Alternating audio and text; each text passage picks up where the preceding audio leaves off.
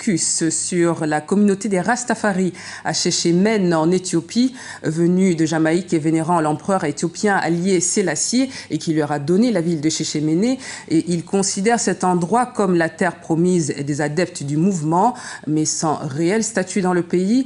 Ceux qui ont émigré peinent à mener une vie normale. Les explications d'Amira Benjabala. La résistance éthiopienne face à l'invasion italienne en a fasciné plus d'un. Parmi eux, les Rastafari, un mouvement né dans les années 30 en Jamaïque qui considère Haïlé Sélassié, alors l'empereur éthiopien de l'époque, comme celui qui a repoussé le fasciste Mussolini.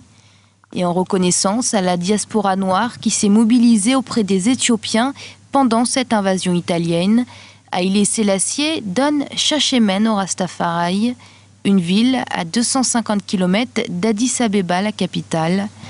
Dès lors, Haïlé Sélassié sera considéré comme un dieu et Chéchémène comme la terre promise par plus d'1 million d'adeptes du mouvement Rastafari dispersés partout dans le monde. Je viens d'Israël, j'ai vécu en Israël. Je suis venu ici car ici c'est la terre promise et pas là-bas en Israël. Les Rastafari qui ont immigré à Chéchémène font parfois face aux préjugés des Éthiopiens. Parallèlement, les adeptes du mouvement peinent à obtenir la nationalité éthiopienne et les droits qui vont avec.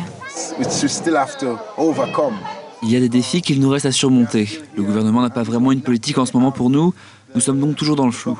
Bien qu'il n'y ait pas de pression sur nous ici, quand il s'agit de la situation juridique, il n'existe aucune politique pour nous qui sommes venus et avons choisi de résider ici.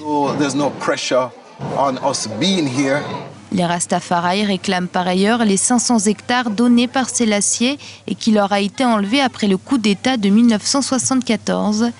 Une demande à l'étude au niveau national.